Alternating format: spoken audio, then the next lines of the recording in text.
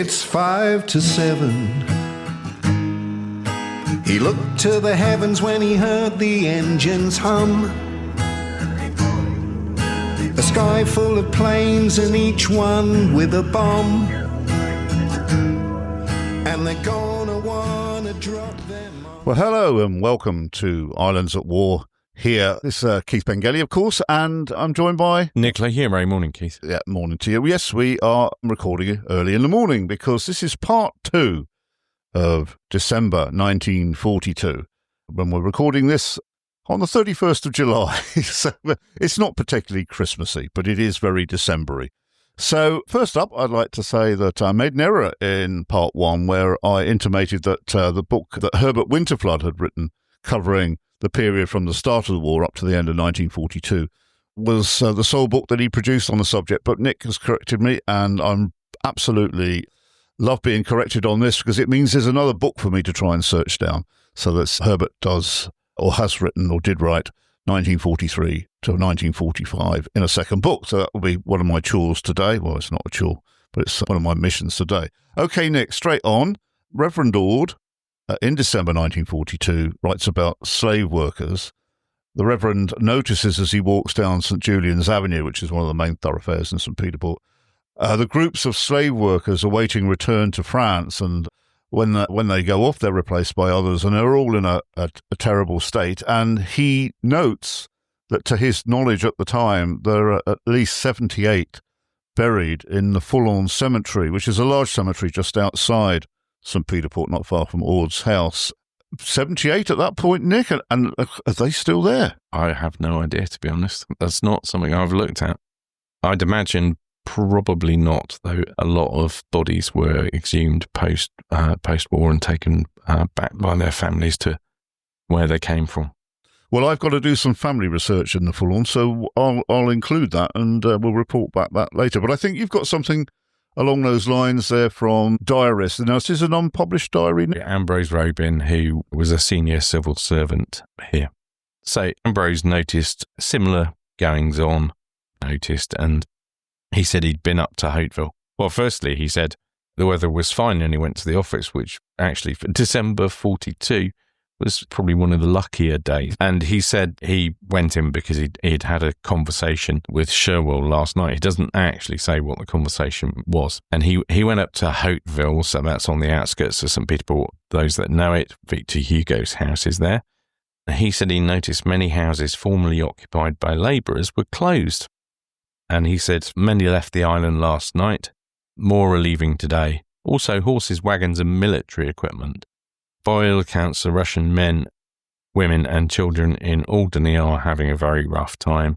Ill-fed, clothed in rags, no medical attention and unlimited use of rubber truncheons, with many other brutalities inclined towards them. I'm inclined to believe that the Hun is now at his worst in our sister island, and local men in military employ, now on leave here, have terrible tales to tell of what is going on up in Alderney. If only half true, the conditions must be terrible and the weekly death rate is very high. A shipload of these poor creatures was here last week from dawn to dusk. None were allowed ashore, and the only food they received was a crust of bread at about 5 p.m.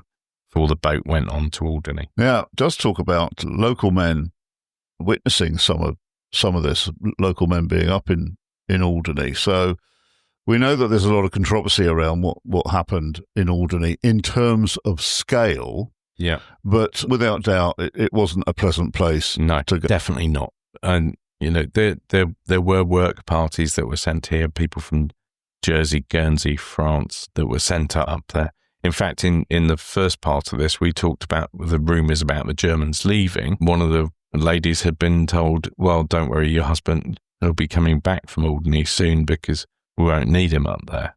This is December 42. You've also got, because the slave workers, and I got asked this question recently about the composition, the nationality composition at this point.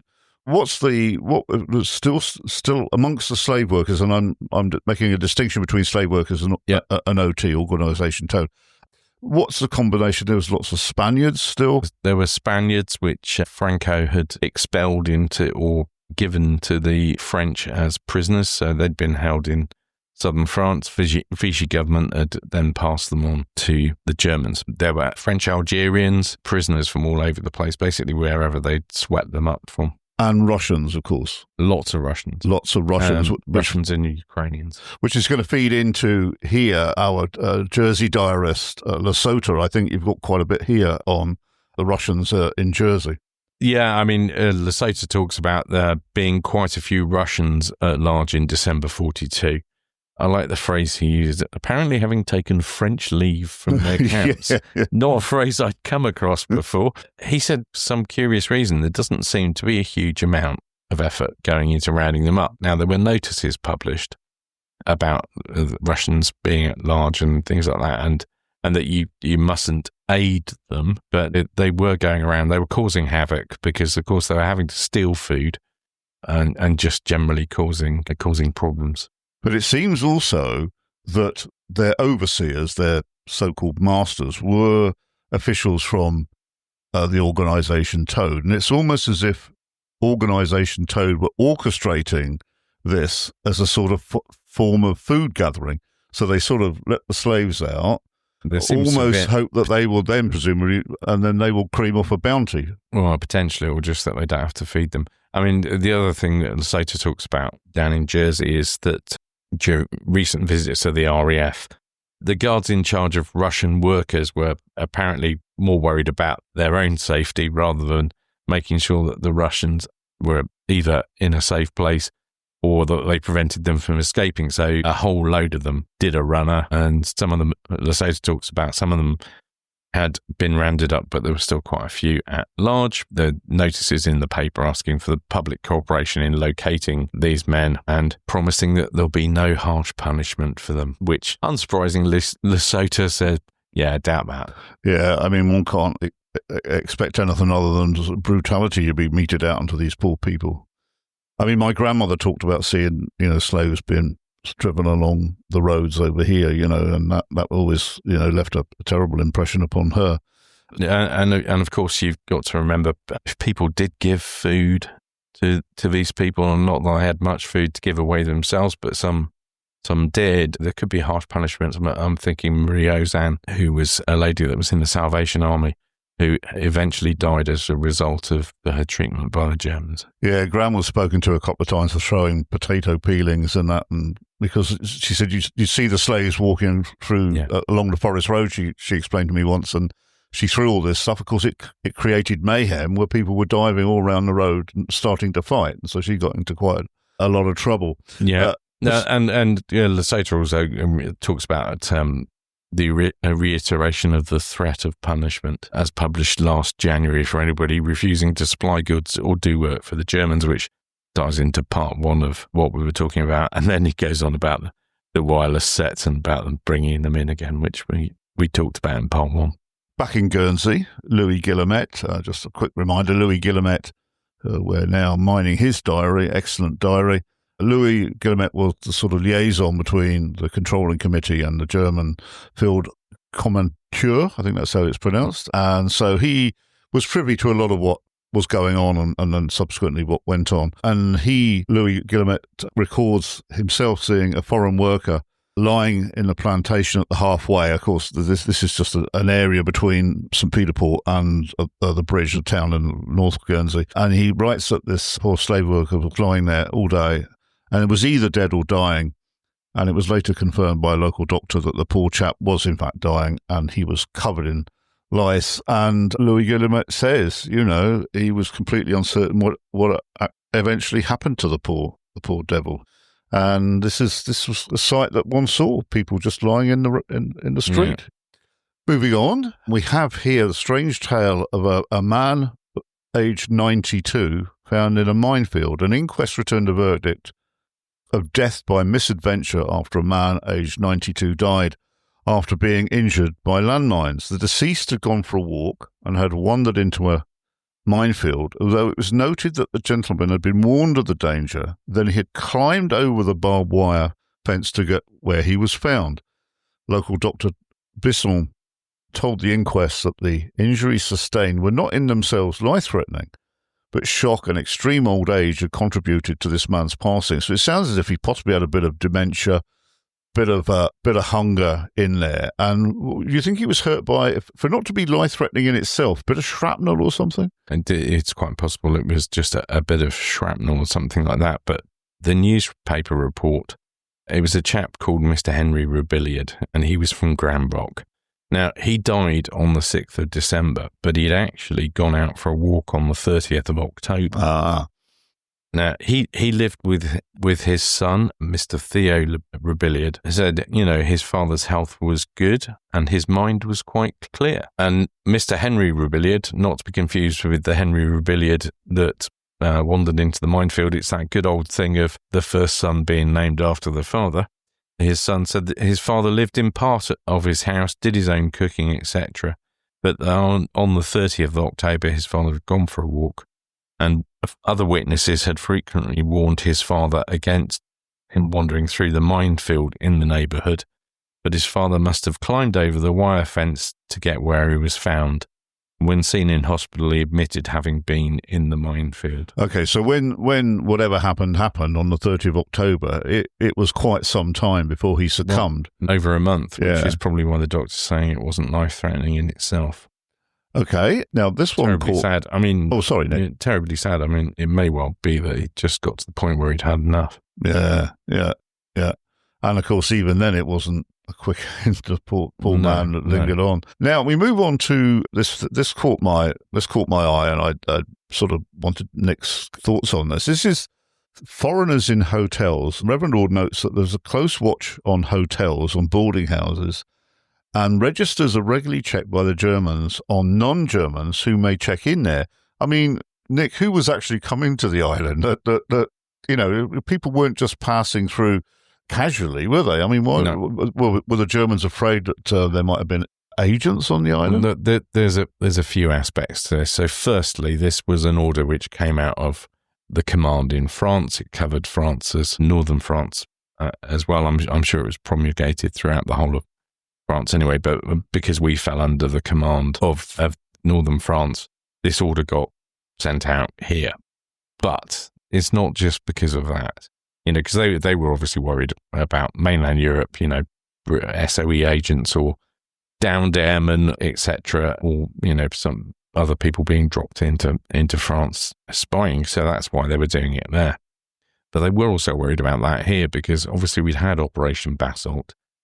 The Germans were still convinced that there were probably people hiding here. Yeah, this is all part of this general jitteriness that we discussed in part one, isn't it? Exactly. So they'd had the order, but it and come from France, but it was equally relevant here. It's a very, very long order. I read it the other day. It goes on and on and on, but it wasn't just talking about hotels and things like that. Now, of course, you would occasionally get ships here where people may not stay on the ship overnight because they were here. Their ship wasn't going back till the next day or something like that. And this would have been predominantly from mainland France, really. Yeah, it would have been mainland France, nowhere else. Well, certainly nowhere else that I'm aware of. So they'd want to capture where those people were. If you ran a hotel or guest house, you had to take their ID papers off of them so that the Germans could inspect them. You had to inform the Germans that they were there. Now, it didn't only apply to if you were running a hotel or a guest house or something like that. I mean, running a hotel must have been pretty flipping difficult anyway. I think you were probably more dealing with displaced persons who were in between accommodation, having been booted out of one and needing to go to find somewhere else, or putting up people, men that couldn't cope with looking after themselves, for example.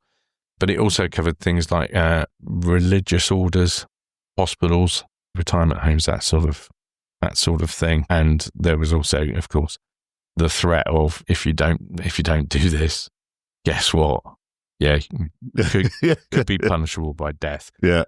So they were going around checking up on these people. But also, if you're going to go and stay in someone else's home, which we talked about in part one, where they had people, because the curfew in Guernsey didn't get extended, Christmas 1942, a lot of people had to go and stay if they wanted to go and see their relatives, unless they lived relatively close by, if they wanted to see them over Christmas and not have to leave in time to get home for the curfew at, I think it was 8:30 or 9 o'clock in December 42, then basically they had to stay.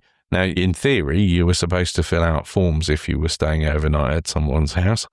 I'm not sure how often that was done. I've seen plenty of references to it being quite a long form for you to have to do this. So how well that was adhered to, I don't know. But yeah, I mean, there could have been the odd French merchant and things like that coming over, but everything was controlled by permit. To travel was controlled by permit, and we've talked about it before. It gradually got harder and harder as well. They got stricter and stricter on that. Yeah, it makes it sound as if there were sort of travelling salesmen that just pitched up willy-nilly, and of course this wasn't the case at all. Not at all. You know, they may have come on official business. I think this is more a generic order for Yeah. It was a more generic order, and this is just how it's being applied here in the Channel Islands. And I'm sure it was a massive pain in the neck. But I mean, the hospital bit is quite interesting because they did hide people in the hospital for their own, in plain sight, for their own good. And also, you know, some downed airmen were, for example, hidden in the hospital. I can think of one case where there were 3 men were taken to the hospital by St. John's ambulance, despite a German soldier trying to stop them. The ambulance toddled off to the hospital, and they were there for about 3 or 4 days before someone dobbed them in. Basically. It's quite an interesting little story, that, isn't it? Yeah.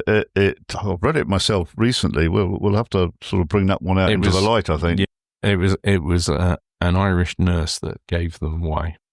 Now, what gave them away, that was the wording that I saw used. Whether that literally means gave them away as in, did it just, I'm not going to be part of this, or whether it was she got to the point where they had to turn around and say, oh, we've got these airmen here. Yeah, because they came ashore on a rubber raft at Port Gras, I think, on the west coast, northwest coast. Yeah, because there are reports that the ambulance driver almost ran over the German sentry that tried to stop them. I've not seen anything which indicates that the ambulance driver got any sort of penalty for that. I think in the end what happened is it all sort of fizzled out, but it's something that we need to perhaps bring out into the light.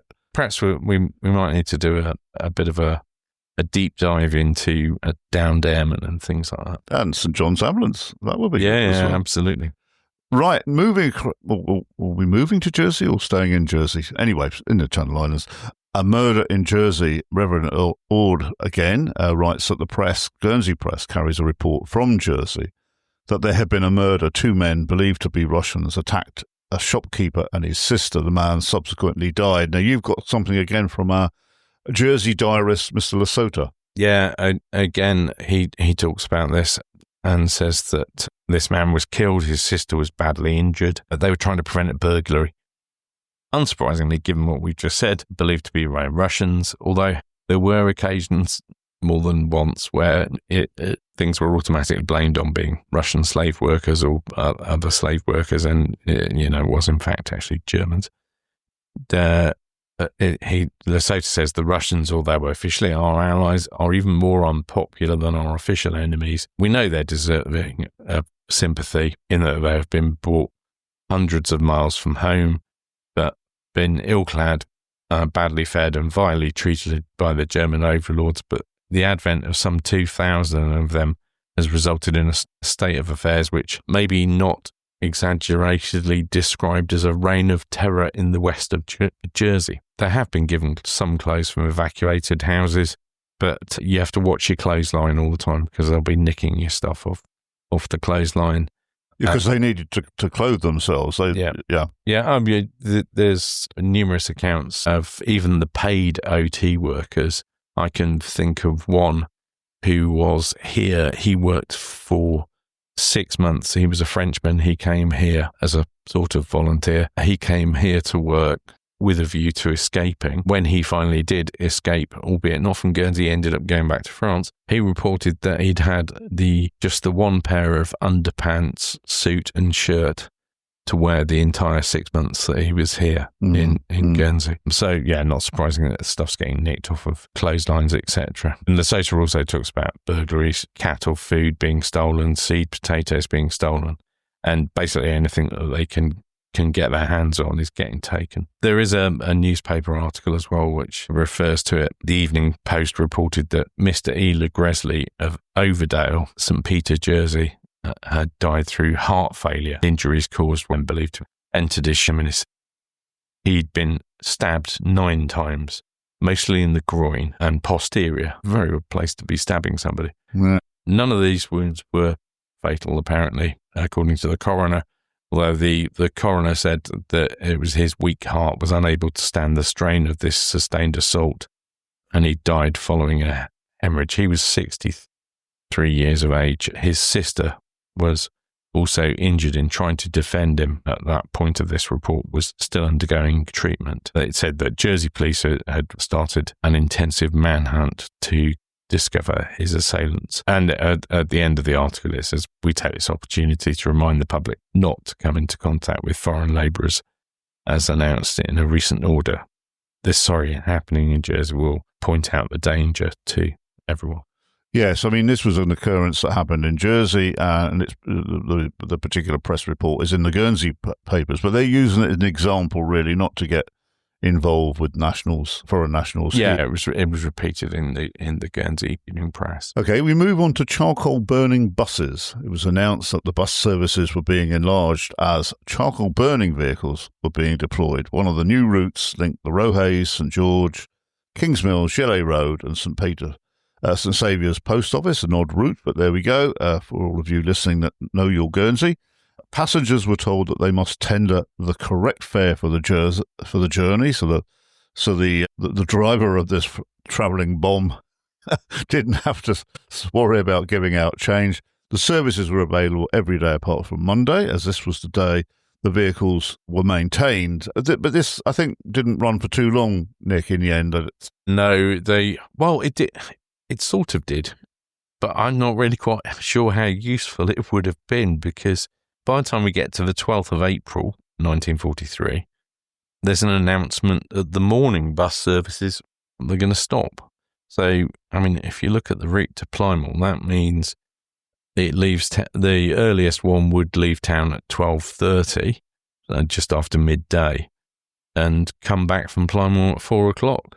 There's not going to be a lot of use to you, is it? No, not really. Unless you were going to stay over with your form with somebody, to travel to see relatives. That would be, I guess, the only reason that it would be any use to you. But so it was relatively short-lived, just sort of. Because people weren't really going shopping because it was nothing to buy, really, was it? Nothing to shop, and all of them basically left town. The last one was 5.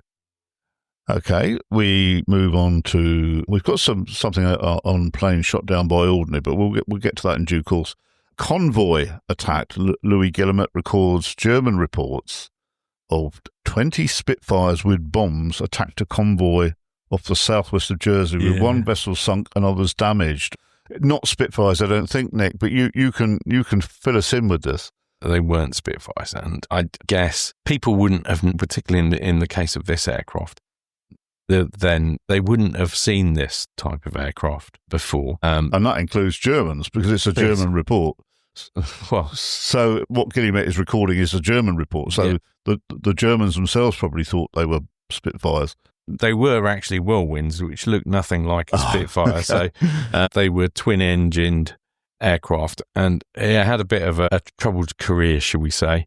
It was originally designed as a fighter, and it was twin-engined, single crew, so it just had a pilot, and it was used predominantly as a fighter. They discovered that the engines, the Peregrine engine on it, meant it didn't perform particularly well to various altitudes, and just it came into service in 1940, and it was out of service completely by 1943. I think it was about December 1943 officially left service, but they were running the squadrons down in any case. But these guys were from 263 Squadron, and I got their ops diary out because... Can I just ask one thing here? That they're talking about them undertaking low-level cross-channel rhubarb sweeps. What's a rhubarb sweep? So rhubarb was going across and basically attacking anything on the ground in France, etc. But actually, the other reports that I've seen were saying it was a roadstead, and this one was called Roadstead 45. Now, roadstead was the name given to attacking ships, enemy ships at sea or in harbours. So this is far more likely. There are varying accounts that come to light about this, and the two officers that were involved were a chap called a squadron leader, Robert Sinclair, Woodward, who had the DFC. He's particularly of interest because he actually was involved in the development of what they were up to now. Because you're probably wondering, hang on a minute, why were they attacking shipping if they're fighters? Well, that's exactly what, yeah. I've been going on about, hang on a minute, there were fighters. What happened with the Whirlwind is they came up with what they called the Whirlibomber. Yeah, so I've just seen that.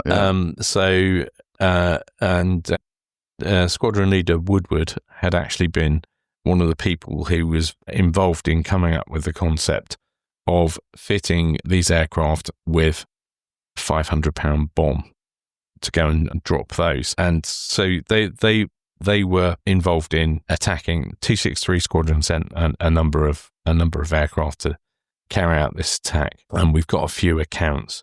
It was viewed from a number of different places and by different people. If you look at the Squadron Ops book in this Roadstead 45, they say one ship was probably sunk, 2 seriously damaged, and 1 probably damaged.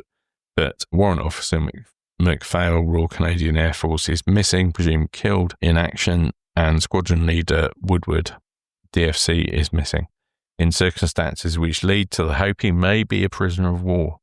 Squadron Leader Woodward was awarded his DFC for his night fighting exploits with 600 Squadron, and he's commanded this squadron since 10th of February 1942. Something of the foregoing, something of his record is included in the foregoing pages of this records book. So he'd been actively involved in ops flying the Whirlibomber, and this was the sort of thing he was used to. Now, Lesotho talks about he'd had a most exciting day so far. So this is 7th of December. They were disturbed about 2 p.m. by heavy explosions.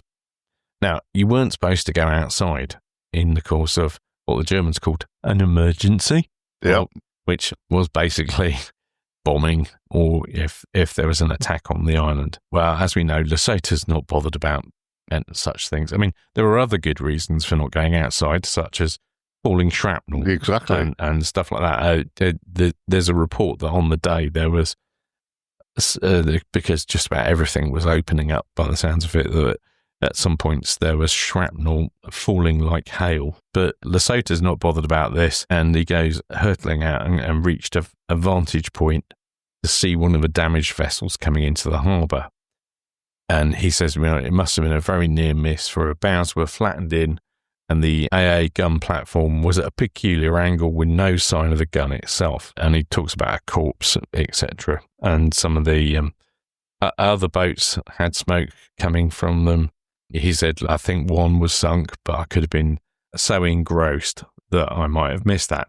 Well, one was indeed sunk. Try and pronounce this, Convoy or something like that, which was an ancient houseboat from the Rhine taken over in 1940. Converted in Rotterdam, was working for OT, carrying a cargo of bricks. So not like Violet Carey noted in her diary that it was carrying, was it chocolate and stuff? Chocolate and for the troops or something like that, yeah. So, I mean, going back to the fact that these were mistaken for Spitfires, I mean, they look nothing like a Spitfire. In fact, they had twin engine for one thing anyway. But, of course, these came into service after the occupation had started, or around the time the occupation had started. So They wouldn't have seen, Guernsey desert people wouldn't have seen anything in the newspapers or anything like that about that. But I mean, these things were pretty blooming lethal. Both their pilots, although they get criticised quite heavily, but the pilots that actually flew them that survived actually said they loved them. Things, but I mean, they had 4 20mm cannon in the nose. Yes, I saw that. Which is, that's going to really ruin your day. So that ship was sunk. There were other ships, indeed, damaged. And I've got a couple of other accounts here as well. Well, what I like about Lesoto's very, very good report here is that he said that he'd seen one of the ships, and he's sort of saying if it wasn't a direct hit, it was a very near miss, for her bows were flattened in and the AA gun platform was at a peculiar angle.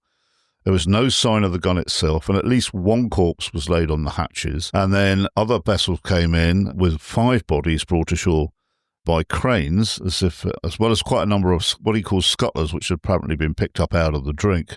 And he also reports that quite a crowd were watching the events, German soldiers with solemn interest, and we with many smiles and rubbing of hands.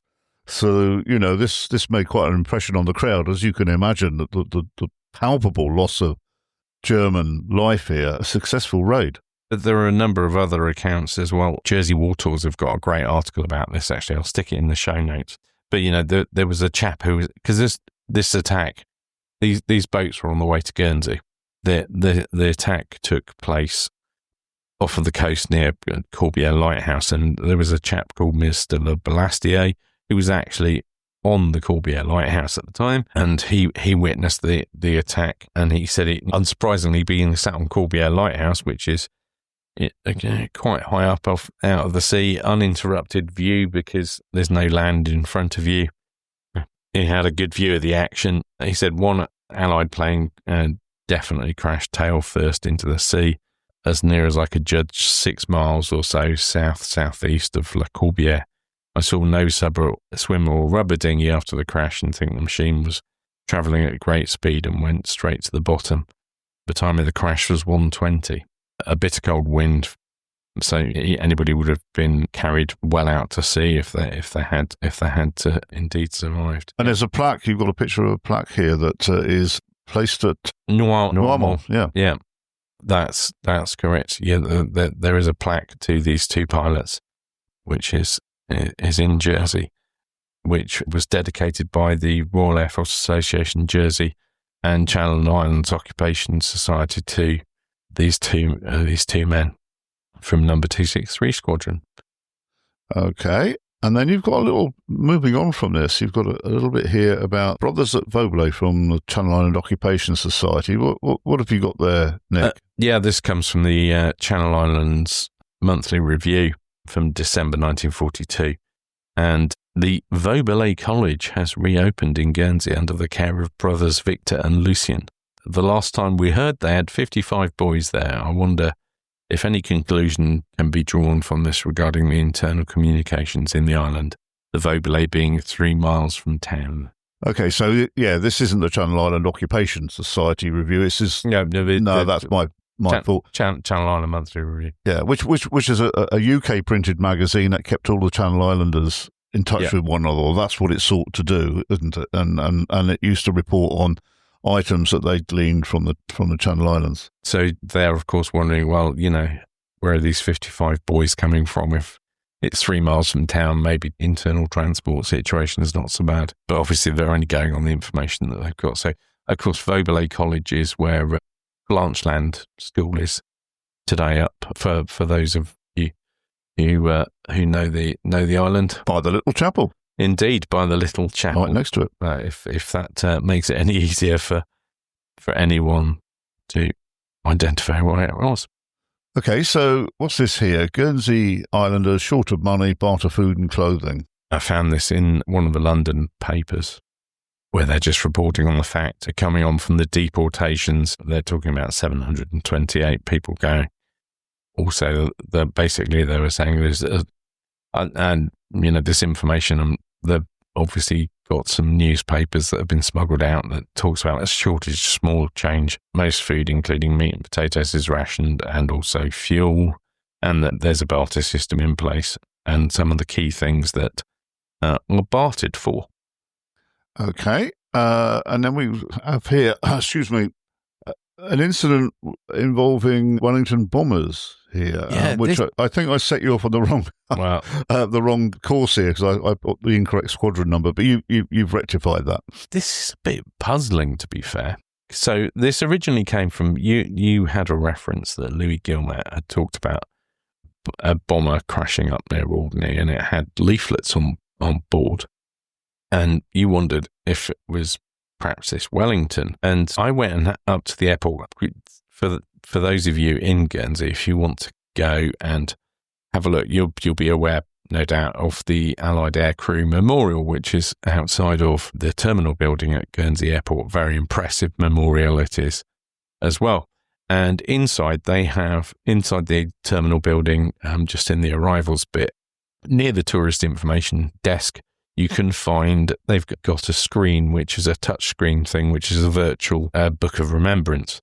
And so I popped along to have a look, and sure enough, there was this aircraft, Wellington BJ-65, which was recorded as having been lost. It was 245 Squadron. So I went and got their ops books from the National Archives. This is a great resource. You can go and get the operations book for pretty much every squadron. And it talks about that this aircraft had been taking part in a raid, although the weather had been a little bit dodgy, so some aircraft had been cancelled. B flight had no flying, but A flight did. They only lost the one aircraft, which was this Wellington BJ-65, which was a Flight Sergeant Cronk and his crew, and it had taken off at 16:59, so 1 minute to 5 the day before, and the last that was heard from it was at 20 past midnight. Asking for assistance for a course to base. Now, what struck me when I was looking at this is in the operations book, they list out the names of the air crew that were killed, and it lists the number of operational trips and hours on operations that they'd had. And you look down the list, and the pilot, he'd had 4 operational trips, 20, just over 21 hours. But then you look at the navigator, and the poor bloke, he'd done one other trip of 6 hours, and he's shot down and killed on his second mission. Likewise, the wireless operator, he was on his second trip, 8 hours. Mm. It's quite sober. I mean, these were all very young men as well. Yeah. Now, their operation was a bombing raid on Mannheim, but it was also dropping leaflets. So that there was that. Now, whilst I was looking for stuff about raid, I found that it's actually recorded on a French memorial as well. And I thought, well, that's a bit odd, because the Allied Aircrew Memorial is for people that were downed in bailiwick waters, and it's very, very, very strange. And it's strange to have it recorded both here on the island and also on mainland France. Well, yeah, especially when you find out where it is in mainland France that it's recorded, because it's in Morbihan, so you're in Brittany. Yeah, you're a long way from here. And, and that was nowhere near the coast. There's a memorial which I've got some pictures of, which I'll include. So I was just a little bit confused by that. So there's no apparent or obvious linkage as to why it would be there and also here. No, I mean they were off course, and I just can't find anything which explains why there's a memorial on the road. You're talking heading towards Quimper, right? But yeah, so they they'd be quite unless they were just flying in the wrong direction, or. But why they'd be recorded having come down in bailiwick waters is and the French memorial makes it plain that where they crashed. Yeah. There's even a report from the local gendarmes supposedly. Now, unless they got the wrong aircraft, that's bizarre. It's bizarre, but presumably because the memorial names it. So the short answer is. The aircraft there were other aircraft lost on this raid. So I'm just wondering if the one Louis Guillemette's on about is another one. Now, there isn't anything on the Allied Aircrew Memorial which would indicate that there was another aircraft that came down here, but I'm going to go and have a look at and see if I can identify which squadrons the 5 aircraft that were lost on this raid were from, and see what I can come up with. But yeah, it's just a bit puzzling. It's recorded here and it's also recorded in France. Oh, so you're going to continue to poke about with that one? Well, now you've got more time on your hands. I'll see if I can find anything else out. If there's just other aircraft that were lost on the raid, it probably won't actually take me too long. But no, it's just a puzzle. Unless the aircraft was, if there was wreckage of an aircraft, then that's no. It doesn't really. I'm a bit confused. I might go. What actually? I know the Island Archives have got all of the paperwork that the committee that produced the Allied Aircrew Memorial. They've got all of that stuff up at the Island Archives, so that might be a good starting point. And Simon Hamill is always worth bouncing something. Well, he was on the committee, so exactly. That's what I'll pop up to the archives and go and have a look. There must be a good reason why it's recorded. They'll have had something. Well, I think that's nearly everything, but we've got a few sort of parish notices to go through.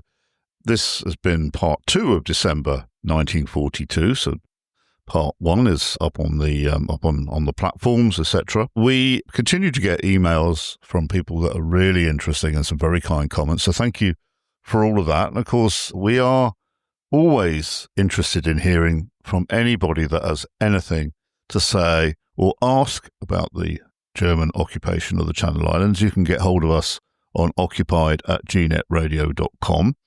People, as I say, do this and visit the island and visit us. And in fact, as a result of that, Nick, you've just done a fantastic interview, which will be going out shortly. Don't give too much away, but can you just give us a little sort of background on the person that you've spoken to? Yeah, sure. So Frank Auger, who was evacuated from Guernsey, his son and himself came to visit you at the fort, didn't they? Fort Grey, yes. So you had a chat with them there, and then they sent us an email because John listens to the podcast, and Frank does occasionally as well. And they very kindly offered Frank would record something. Now, Frank lives in the UK, John lives in Australia, so I took them up on their offer and remotely recorded an interview with Frank yesterday. So he was 8 years old when he was evacuated from Guernsey.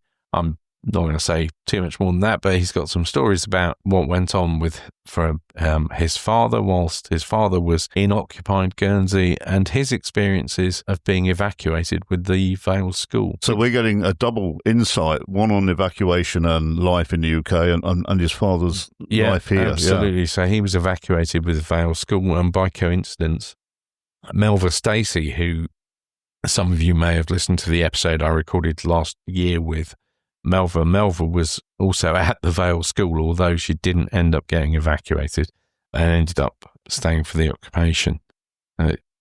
So and there is a sort of connection with another interview that we put out recently as well. Okay, so that will be coming up shortly. I think you're going to edit that and polish that up for release, and of course you'll tweet that, Nick, when that's available. Oh yes, absolutely. And if you're not following the tweets, then of course keep looking at the platform. Now you must be at the very, very end of the book now. What's the latest? Yeah, it's with the publishers at the moment. They're just putting the final bits through. And it's called Tides of Defiance. I've seen the cover. It looks a terrific cover. Yeah.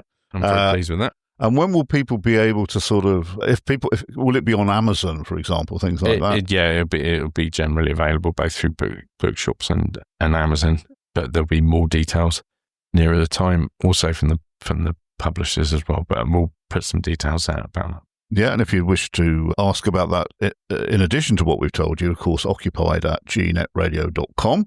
One other thing I would say, actually, with you saying about contacting us, do use the email address. For those of you with Apple devices, on the Apple thing, it has a facility called Fan Mail, which enables you to send us a text, which is brill, and we love hearing from people. But the problem is we can't reply because it doesn't give us your number, and so there's no method for replying. And we did have a gentleman that got in touch to say that he'd listened to one of the episodes and wondered if it was the interview that I did with Melva, and he wondered if Melva had known his mother and perhaps we could find out. But unfortunately, we've got no method for contacting him. He lives in Florida now, so if you are by any chance listening to this episode and you did send us a fan mail, please just drop us an email, and I'll be happy to try and find out for you. But yeah, so I might actually just take the reference to the fan mail button off of the bottom of the show notes, because whilst it's lovely to get fan mail, and we do from time to time, unless somebody leaves an email address in that, there's no method for us to get back in touch with them. So I would say that. You've got some stuff coming up there, Keith, haven't you? Well, yes, my Sunday afternoon tours, especially the ones around my family and wartime, are proving popular. People are booking on that. If you've got any interest, they don't run every Sunday, but every other Sunday. So if you've got an interest in joining the tour, you can get hold of me, Keith at GNet Radio. Sorry, I'll give you that again, Keith at GuernseyWalkingTours.com.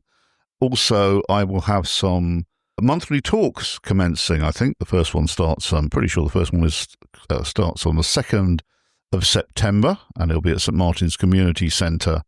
Costs £5, and so you'll have about 45 minutes of talk, 15-20 minutes or so of questions and answers, should there be any, and tea and coffee. So hopefully it'll be a convivial evening, and you'll meet people, like-minded people. So that the first one will be my grandfather's naval career, 3 particular places where he was. He was at in Operation Red Trek, 1919, 1940, Narvik, Battle of Narvik, and in 1942 was torpedoed in a med. He didn't take it personally, of course. So again, Keith at GuernseyWalkingTours.com if you're interested in hearing more about that. Have you got tours coming up, Nick, with Joe?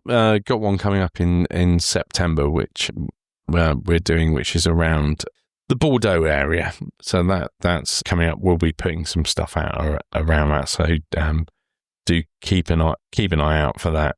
We'll be putting that out on Twitter and Facebook and anywhere else, but we'll give a mention to it in the show nearer the time. It's something like the 20th of September. Yeah, off the top of my head.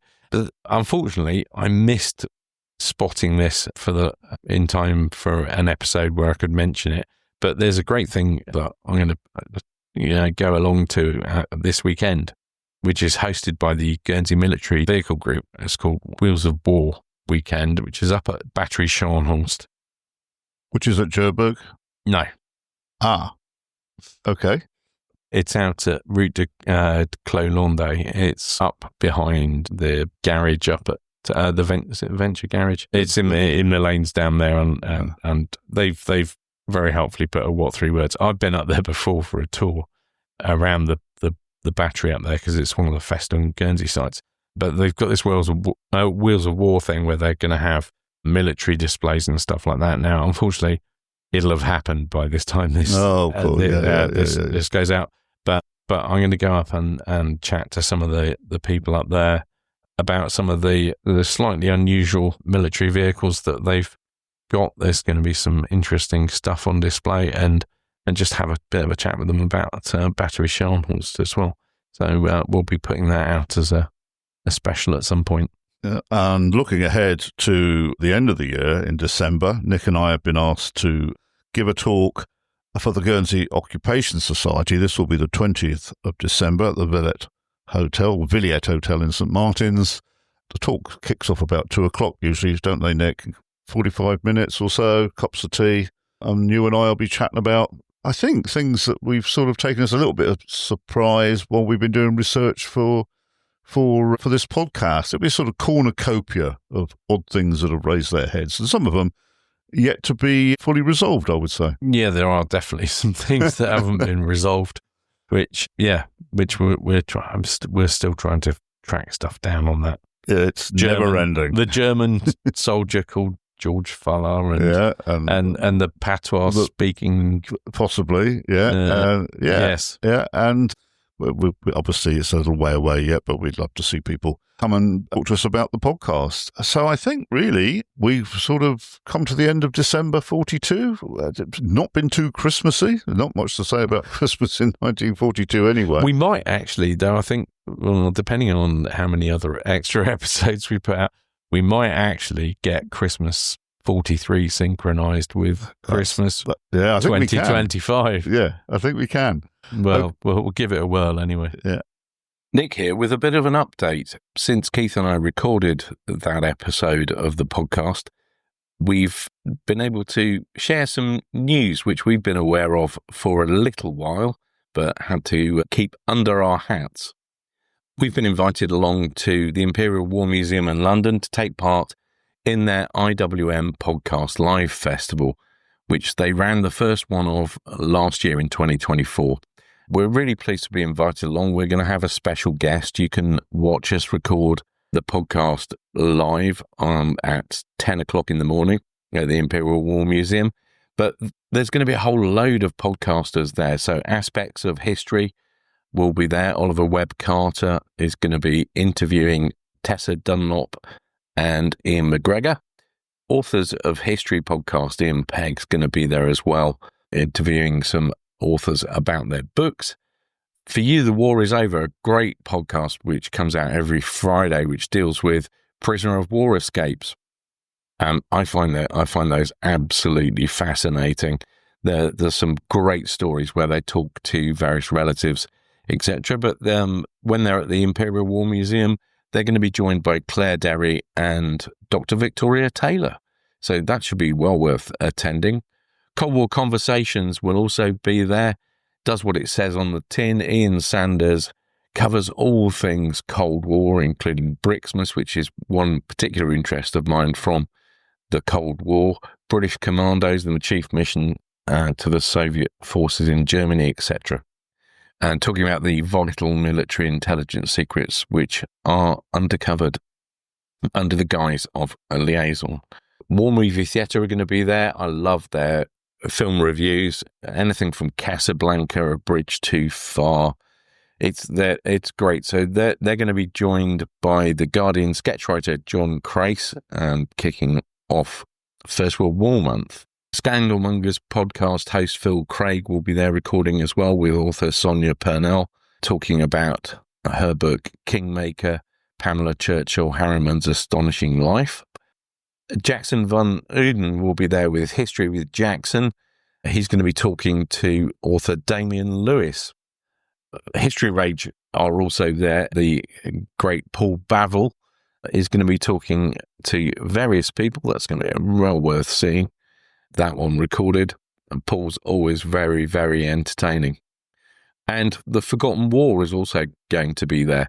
Rob Lineman, one of the usual hosts, is away in the Far East leading a tour, so Jack's going to be joined by Lucy Betteridge Dyson, author of Jungle Commandos, The Battle for Arakan, Burma 1945. It's going to be a great day out. There's a panel in the evening, as well as various other bits and pieces going on. And in between catching the podcasts that you want to see, you can wander around the museum and have a look at the displays, as well as get a guided tour. So a fantastic day out on the 1st of November 2025. I'll put a link in the show notes if anybody's interested in attending. Those of you that can, get yourself to the Imperial War Museum in London. We'd love to see you, and we're really looking forward to it. We'll be announcing who our guest is in due course. Anyway, back to Keith. Okay, we'll play out with a little bit of Jim, but we're not going to say Happy Christmas, because this is July. It'd be nonsense. Although the weather outside, I mean, it's been glorious up until now, but the weather outside today is not exactly. It's autumnal. Yes, I think it's autumnal. Which is a bit early because it's the 31st of July. Yeah. Okay, well, I think that's it for another fortnight.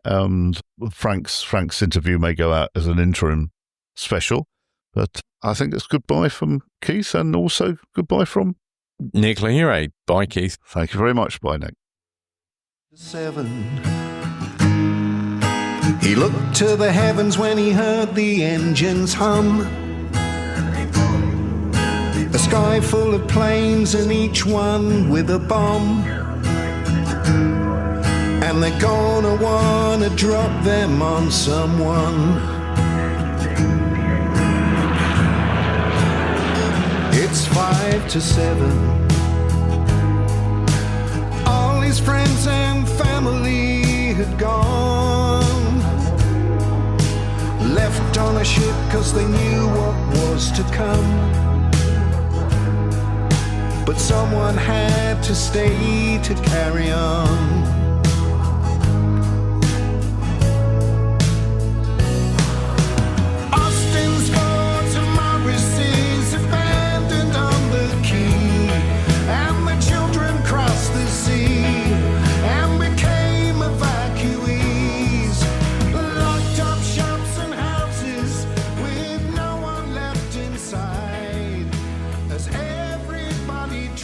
to get away. It's 5 to 7.